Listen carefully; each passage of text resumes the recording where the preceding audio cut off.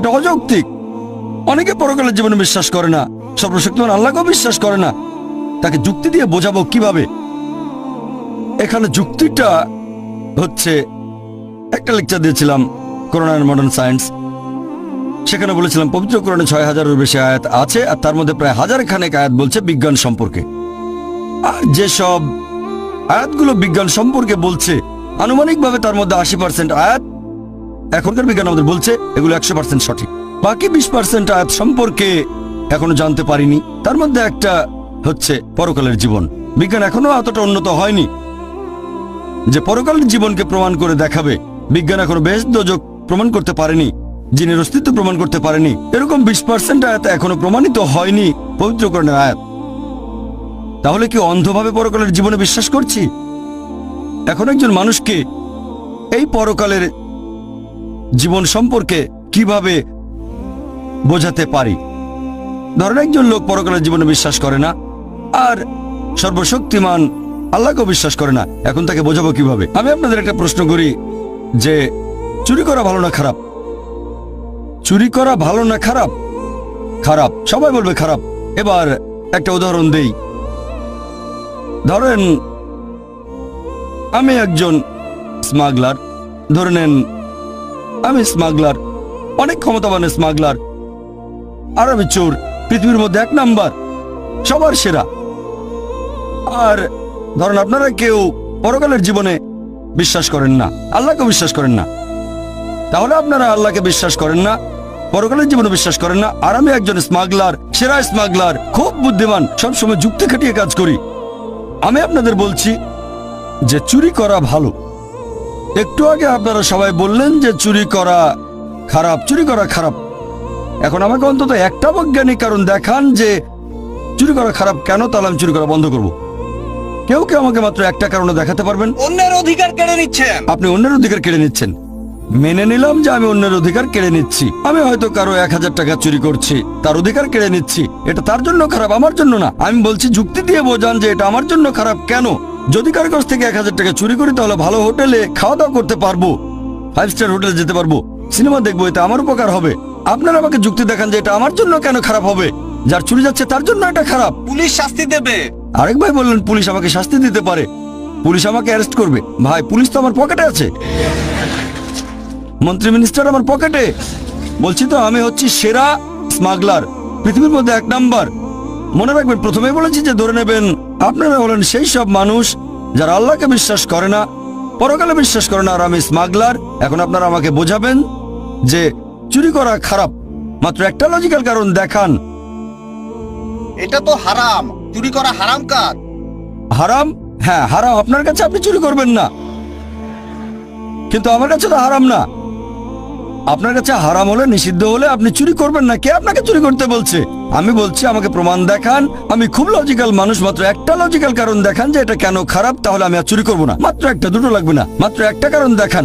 একদিন আপনারও চুরি যাবে। একদিন আমারও চুরি যাবে? খুব ভালো ভাই, খুব বুদ্ধিমান, অন্য কেউ চুরি করবে। ভাই বলেছি তো আমি ১ নম্বর মাফিয়া। আমার ১০০ জন বডিগার্ড, ১০০ জন বডিগার্ড স্টেজের পেছনে আছে, সবার কাছে AK-56 রাইফেল। ছোটখাটো চোরের বাসা চুরি হতে পারে, আমি তো পৃথিবীর ১ নাম্বার, আমার সঙ্গে বডিগার্ড থাকে, এখানে চোর আসবে না। আপনি তো আপনার সব সম্পদ নিয়েই মারা যাবেন, কোনো লাভ হবে না। সব সম্পদ নিয়ে মারা যাব? আমরা সবাই মারা যাব, এতে সমস্যা কি? সবাই তো মারা যাব, আপনি মরবেন না? মারা যাওয়ার আগে জীবনটা উপভোগ করব। আপনার বিবেক বাধা দেবে। আমার বিবেক এখানে বাধা দেবে? ভাই বিবেক এখানে কোনো ঝামেলা করবে না। আমি খুব লজিক্যাল মানুষ, আপনার বিবেক বলছে তাই আপনি চুরি করবেন না। আমি খুব লজিক্যাল মানুষ, আমার বিবেক কখনো বাধা দেয় না। আমি আপনাদের বলছি আমাকে একটা লজিক্যাল কারণ দেখান। আপনার বিবেক যদি বলে খারাপ কাজ, আপনি চুরি করবেন না। আমি তো বলছি এটা ভালো, চুরি করলে আমার উপকার হবে, জীবন উপভোগ করতে পারবো, তাহলে কেন খারাপ? এটা তো ভালো। আপনাদের উত্তর দেওয়ার সময় শেষ, এবার টেবিলটা উল্টে দিতে হবে। আপনার কাজটা ঠিক না, কারণ আপনি চুরি করছেন, স্মাগলিং। এতে করে সমাজের আচ্ছা ঠিক অনেক আছে, ক্ষতি আপনাদের হচ্ছে। উত্তর দেওয়ার সময় শেষ। অনেক শত্রু তৈরি হবে। আমার শত্রু থাকলে সমস্যা নেই, আমার কেউ ক্ষতি করবে না, আমার আছে বডিগার্ড। আপনাদের উত্তর দেওয়ার সময় শেষ, এবার আমি উত্তরটা বলছি, আপনাদের উত্তরটা বলছি। আমি আগে বলেছিলাম এটা একটা উদাহরণ। ধরেন একজন লোক আপনার কাছে এসে জিজ্ঞেস করলো যে কিভাবে প্রমাণ করবেন ইসলামিক শরিয়া নিখুঁত। এই প্রশ্নটা যদি করা হয় তাহলে এবার টেবিলটা উল্টে দেন। টেবিলটা উল্টে দেন। ধরেন আপনি স্মাগলার, উদাহরণ দিচ্ছি, এটা ধরে নেন আপনি পৃথিবীর 1 নম্বর স্মাগলার আর আমি একজন মুসলিম। আপনাকে বোঝানোর চেষ্টা করছি। আপনি স্মাগলার, আমাকে বললেন প্রমাণ করে দেখান যে চুরি করা খারাপ। বললাম পুলিশ অ্যারেস্ট করবে। আপনি বললেন পুলিশ আমার পকেটে।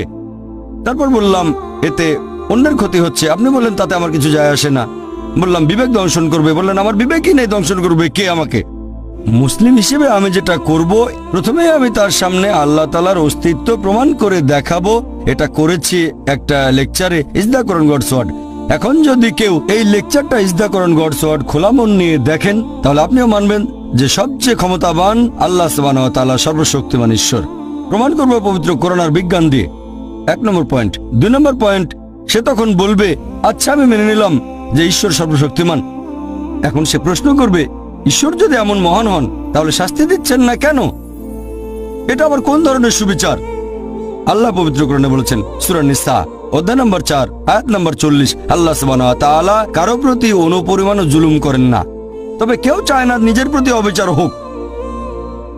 একজন লোক অন্য কারো মা বা স্ত্রীকে ধর্ষণ করলো, তাকে মৃত্যুদণ্ড দিলে আপনারা বলবেন বর্বর আইন।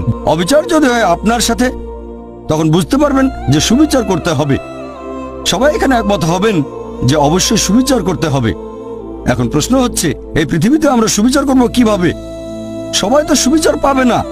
যেমন ধরেন আপনি এটা জানেন যে হিটলার 60 লক্ষ ইহুদিকে হত্যা করেছিল। কতজন? 60 লক্ষ ইহুদি। ধরেন আপনি আজকে হিটলারকে ধরলেন, তাকে এখন কি শাস্তি দেবেন? কি শাস্তি দেবেন? ম্যাক্সিমাম তাকেও গ্যাস চেম্বারে পাঠিয়ে দেবেন। তাতে মাত্র একটা জীবনের ক্ষতিপূরণ হবে। বাকি 59,99,999 জন ইহুদি ছিল, তাদের ব্যাপারে কি হবে? তারা সুবিচার পাবে না? এটা আবার কোন ধরনের আইন? একে সুবিচার বলবেন? আল্লাহ পবিত্র কোরআনে বলেছেন সূরা আলে ইমরান অধ্যায় নম্বর 3 আয়াত নম্বর 185 যে কুল্লু নাফসিন যায়কাতুল মউত, জীব মাত্রই মৃত্যুর স্বাদ গ্রহণ করবে, আর চূড়ান্ত বিচার হবে রোজ কিয়ামতের দিনে। আর যাকে দোজখের আগুন থেকে দূরে রাখা হবে, বেহেশতে নেওয়া হবে, সে পৃথিবীর উদ্দেশ্য অর্জনে সফল কাম। কারণ এই পার্থিব জীবন এটা ছলনাময় ভোগ বিলাসিতা ব্যতীত আর কিছুই নয়। তাহলে চূড়ান্ত হিসাব কিতাব, চূড়ান্ত বিচার সেটা হবে রোজ কিয়ামতের দিনে। সেটাই হচ্ছে চূড়ান্ত হিসাব কিতাব। তাহলে যেভাবে একজন মাফিয়াকে বাধা দেবেন, সেটা হচ্ছে আখিরাতের জীবনের শাস্তি। এটা দিয়ে ইসলামিক শরিয়া সম্পূর্ণ হয়।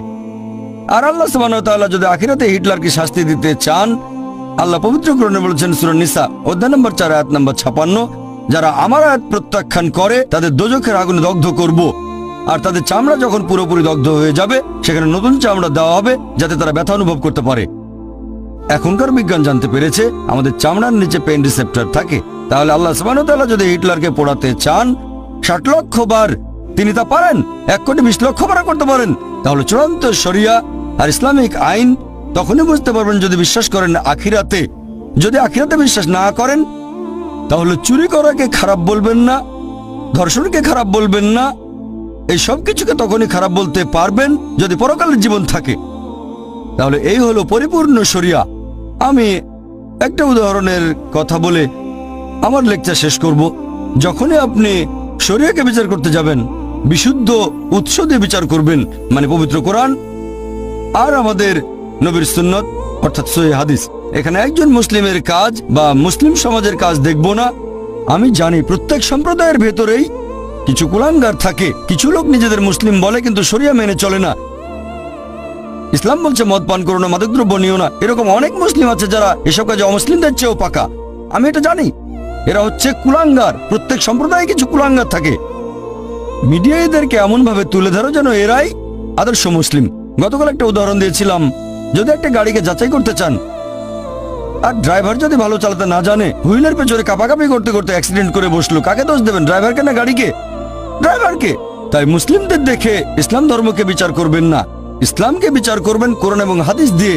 আরেকটা গাড়ি যাচাই করতে গেলে হুইলের পেছনে আপনি এমন কাউকে বসাবেন যে খুব ভালো ড্রাইভার। তাহলে একজন মানুষের কাজ দেখে ইসলাম ধর্মকে যাচাই করতে চাইলে সবচেয়ে সেরা দৃষ্টান্ত সর্বশেষ চূড়ান্ত নবী মুহাম্মদ সাল্লাল্লাহু আলাইহি ওয়াসাল্লাম। ওয়া আখিরু দাওয়ানা আলহামদুলিল্লাহ।